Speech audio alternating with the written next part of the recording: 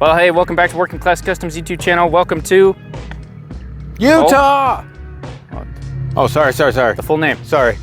Utah Motorsports Campus. UMC, Utah Motorsports Campus. That's where we're at right now. You're sitting right at the beginning of turn 1, which we will backtrack a little bit and show you guys the entry to that as we head through and talk about this. We are here for another track review, and this is UMC. I gotta say, you got some pretty mountains out here.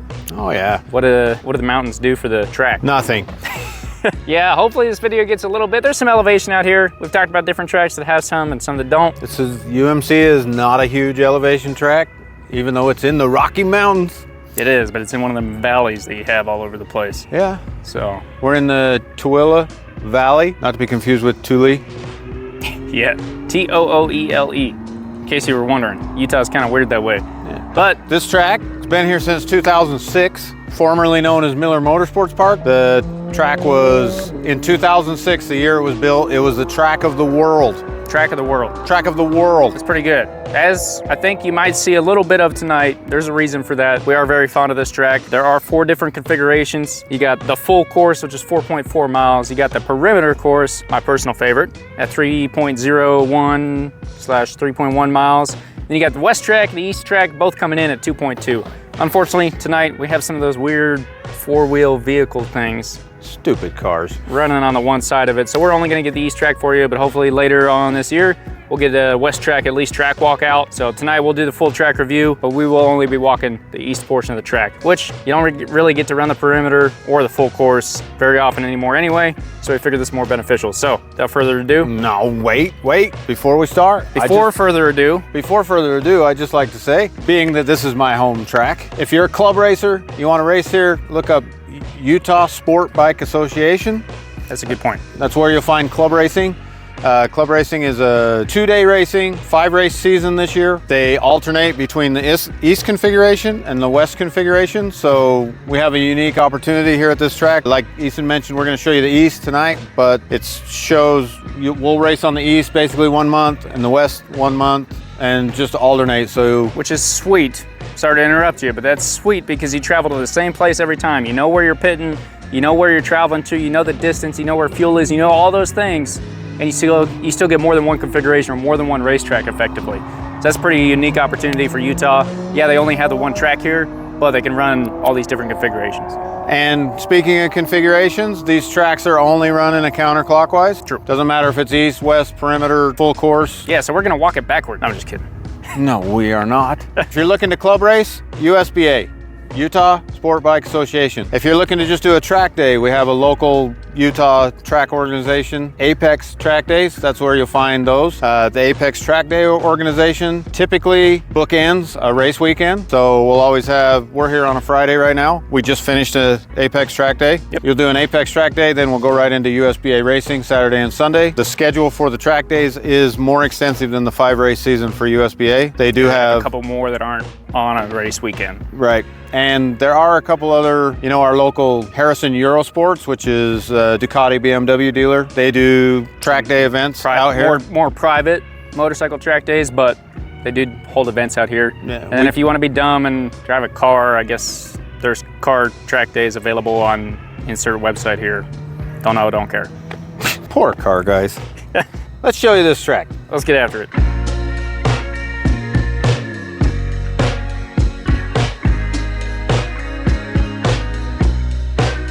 So we just came through corner 1, arguably the most complicated corner on this track. I don't know how to show it to you in camera.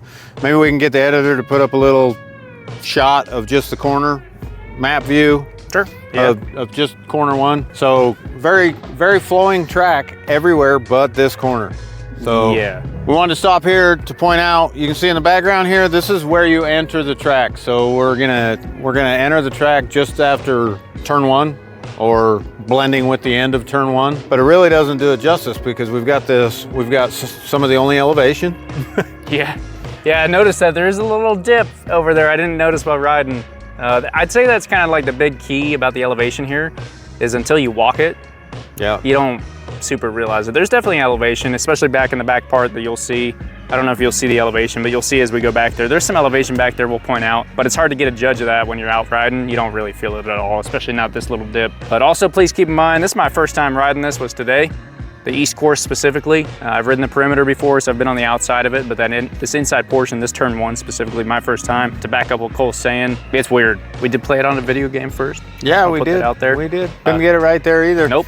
Even on the game, it's kind of weird. It's like a long turn, but not decreasing radius, I guess. It's probably the best way to say it. So yes, decreasing radius turn, but you'll see when we start moving again, it's really hard to show on camera, but you come in and you think it's this big swooping corner, and then all of a sudden it's not. You need to be sharp. Yep. But if you don't exit this corner right, it really starts to screw things up. And that's what we talked about earlier. The difference between the east and the west, arguably the west is more technical. The east is more flowing. But on the east track, if you screw up a corner, it's gonna screw you up for the next 2 or 3 corners, where the west, it's a lot easier to quickly. Yeah, I'd say the west has more turns, more braking, and so it's more technical, but the east has a very specific line you got to take to get the nice flow that it's supposed to have. Yeah, you get off that, you're done. You're done! Yep, it's over. So without further ado, like we talked about, pit entry. I do think the pit entry and exit setup is pretty good at this track. Just talk about the entry real quick, but for both the east and the west, they have them split out, so that's why we can run cars and bikes at the same time. It's pretty sweet. So the track isn't just like, okay, we're running the east today, but that's all we can do. You can do both, which is pretty nice. The entry is fine. It's not bad. The entry's good. If you just noticed, there was a Tesla truck coming through the background, and that is ridiculous. Yeah, and on that note, we'll continue down the racetrack.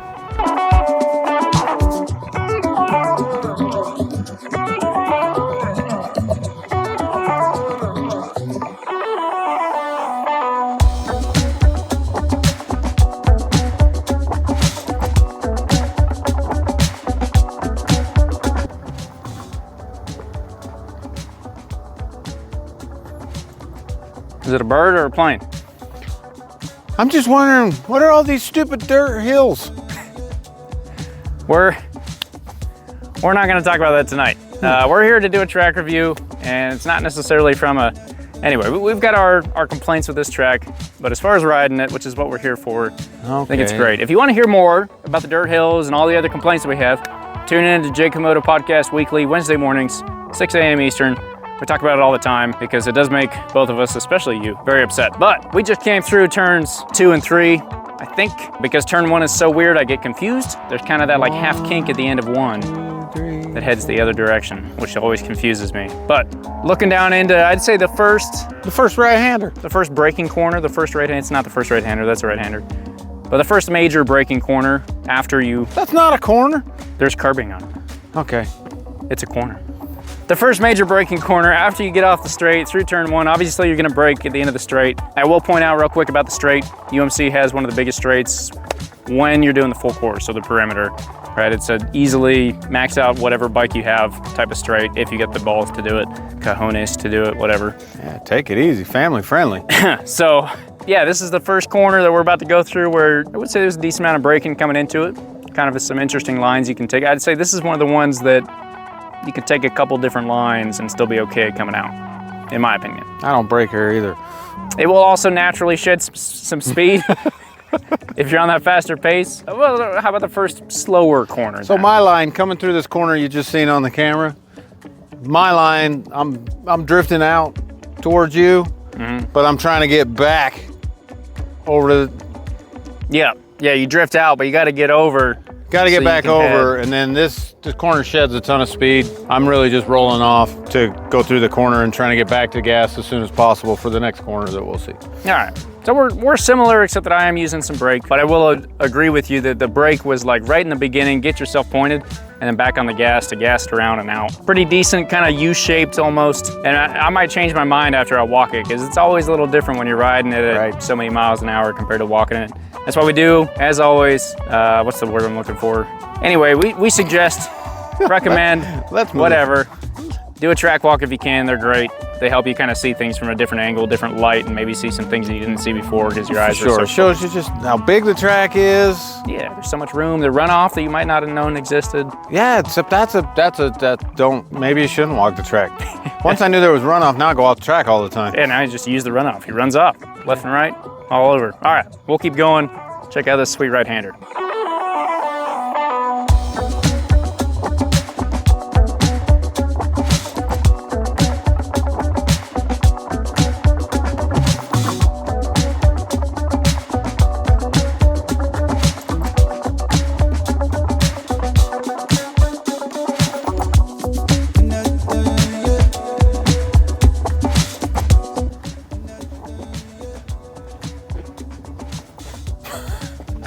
Banking. Banking. Is that elevation? It's a NASCAR track? Does that count? Yeah, I think so. All right. Well, this is turn 7. I know because there was a sign on the corner worker station. Yes, so we talk about elevation here. Hard to show on a camera, but it's just kind of swooping. It's always changing. It's not flat. There's like small little hills. There's definitely, I think the best way to put it is that, like, looking right here, I can't see the turn over there because it goes down a little bit. And if you're on a motorcycle at speed, you don't really notice. Yep. I mentioned there was only one real tricky corner on this track. Now I'm going to contradict myself a little bit and say that this is a corner that people do struggle with. A double apex corner. Yep, turn 7, double apex, absolutely. With a hell of a tar strip in the middle. And a bump. Yeah, if you're like me and you get distracted by things on the track, UMC in general is not the best for that. This corner is definitely one of the ones that was like, woo! Once you go over it a couple times, it's okay. It's not a big deal, just run over the tar strip, it's fine. But it's distracting, which is why I don't like them. And this one is a big one, it goes all the way through. But yeah, double apex, you come in, there's kind of like many different lines you can take if you need to. And you got race experience here. Does that hold up in a race also? Yeah, this is a good place to pass. There is, like I mentioned, there is a bump you'll see when we start walking again, possibly. But there's a bump in the middle of the track. Fortunately, we do have to share with cars. It's not a motorcycle only track, which is something most tracks have to deal with, obviously. Oh, I see the bump you're talking about. Oh yeah. Never noticed that on the bike. Really? You try to buck me off every time. There are bumps. They're usually found in the heavy braking areas for the cars. Yeah, every single car comes down and just pushes the asphalt like a freaking snowplow. Creates a little bump. Makes a dip, so. Motorcycles are generally in full lean through those bumps, so something to be aware of. MotoGP can do it, so can you. But yeah, I like what you said about this being a good passing corner. What I found today is that there's a straight leading into it and there's a pretty good straight coming out of it, and both of them are full gas straights. So you can absolutely get people on either side of it, and you can set yourself up, you know, take the first apex wide, cut in deep afterward, or take the first one super shallow so you can take the second one wide, or just take them both how you need to get your fastest line. This turn is definitely a great one to kind of do all sorts of things depending on who's in front of you and what they're doing. Agreed. Keep going, head for the, what do they call that? Attitudes. The attitudes, not the S's, the attitudes. The attitudes that are our S's.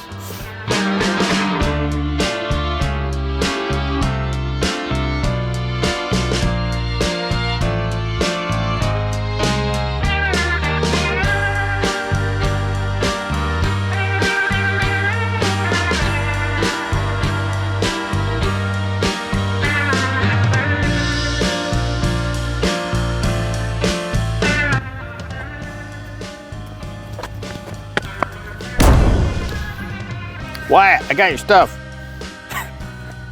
Another great reason to do a track park. You never know what you find out here while you're walking around. If you lost something, a great time to go pick it up. But we just came through the attitudes. They're called the attitudes because if you don't have the right attitude, you're gonna be slow. Is that why? Am I wrong? I think that's a pretty good reason. I think that's the reason. It's absolutely true. I was gonna say the same thing in a different way. Well, I think both of us love that little, what is it? Left, right, left. And then there's a straight shot down for the next corner, which you will see here in a second, but it's great. You got a long portion coming into it, some heavy braking right there, but you can always outbrake people because people always brake early, especially at a track day. And in my opinion, most of the time you'll hear smooth is fast, slow is fast. Slow is smooth and smooth is fast. That's what they say. Yeah, all those things. The attitudes are that one section where bring your attitude and chuck the bike aggressively where you want it to go, and it'll work out for you. It is a sweet spot where it's not just like, okay, I have plenty of time to set up and get off the bike and brake and downshift. And none of that here. It's just slam it left, slam it right, slam it left again. You're moving your whole body, your whole head, the bike all over the place. If you come through just right, the bike gets an attitude also. Right. It's great. We love it. And it is one of the corners. We didn't show it, but this is the first like official corner of the perimeter track or the full course. Yeah. The perimeter, I guess the full course has every corner of every, but yeah, of the perimeter. We're definitely on the part of the track that is shared with the perimeter. Yep. So the perimeter comes around and you come out, I'd say you get a little bit less straight just barely because you're coming out of a turn and then you hit it. Right. The east kind of gives you, I like it a lot better, to be honest with you, coming into the attitudes, because you have so much speed there. You can pass some people coming down, and then you can absolutely outbrake them coming into the attitudes. You don't need to shed as much speed as you think, as long as you have the right line. You get on the wrong line, that's when the track has an attitude and might kind of throw you in some weird directions. And maybe that's where the name comes from. Could be. But anyway, that's the attitudes. Also, just want to point out, you can't see them because Elevation. there's some good elevation there. They go uphill and then you slam back downhill. This is probably the biggest elevation portion of the track, period, east or west. Yep. Hopefully you guys can kind of see that, and you'll see that as we head up to turn 11. We'll head through turn 11 down the kind of back straight. Maybe we'll stop in the middle of that or head down for another turn. Welcome to the Rocky Mountains finally.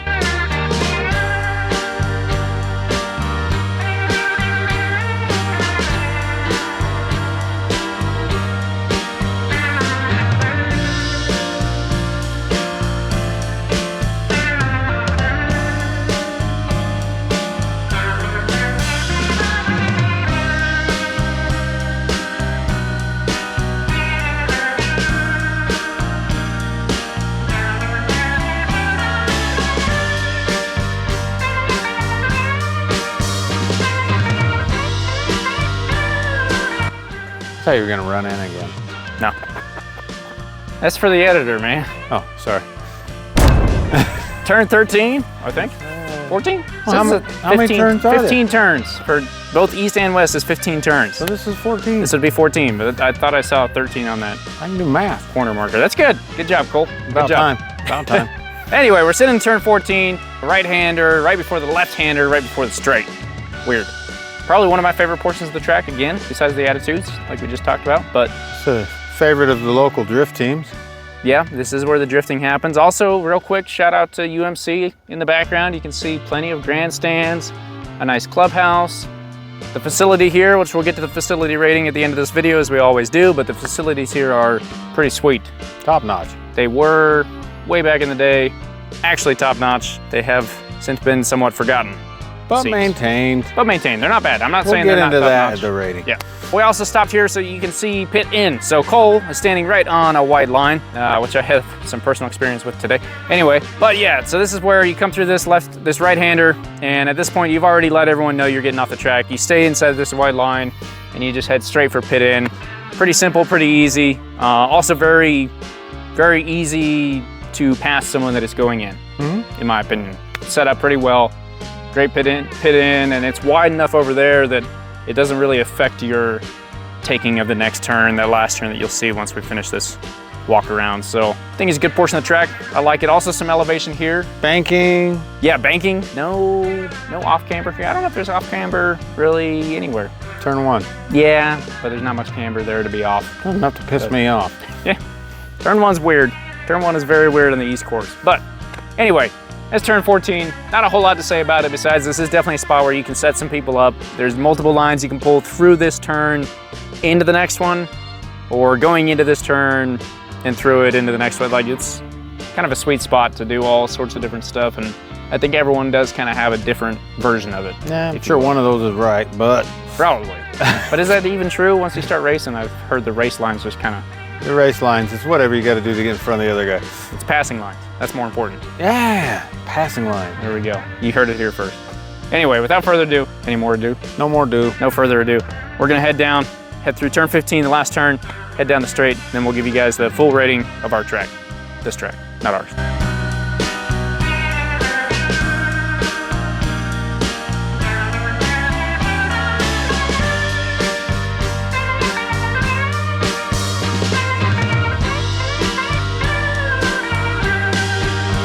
Just came out of turn 15. We're on the main straight, looking down. I will say that, like we mentioned earlier, on the full course, the perimeter, this straight is massive. It's huge, it's long. If you got the guts, you can just top out anything. UMC advertises it as a 200-mile-an-hour plus straight, which I agree with 100%. Maybe not on a bike, but cars could absolutely get there. When you're doing the east or the west, it's more like 130, 140 mile an hour straight. Yeah, I think I was pulling 131, 135 in there somewhere. And talking to some other people, not too much more than that, from like you said, about probably mid 140s max. Right. Yeah, I will say I think the east has a better entry for it as far as getting a good top speed. The west, you kind of come out nice and sharp. The east, you've got this big old huge sweeper. But anyway, we're here talking about the east tonight. Understand there's a west. We'll get you that track walk later, at least to get you a feel of what that looks like, and you can kind of piece it together in your mind for a perimeter. But it is the time of the video where we got to talk about UMC as a whole. Oh man. So we got to go through some facilities and then hand out some ratings, and then we'll call it good. So where do we start, boss? well, I don't want to dig in too much to UMC's history. It is a pretty cool history, though. I definitely recommend looking it up. Just talking about the facilities real quick, I think this place is awesome. It offers a very unique and cool experience, and you can go kind of whatever direction you want. There's grandstands all around. The east is definitely better for grandstands than the west, because the west, you kind of only have the ones on the straight. You used to be able to see the whole track from the grandstands, but as we mentioned earlier, there's some dirt in the way. But they also have the GP garages. So along the pit, you got hot pit, and then you have the actual pits, and there's garages on the pits, which is a requirement for MotoGP. So come race here, or World Superbike, or Moto America, any of them. Please come back. But right on top of that, you have the sweet walkway kind of viewing portion where anyone can stand up there.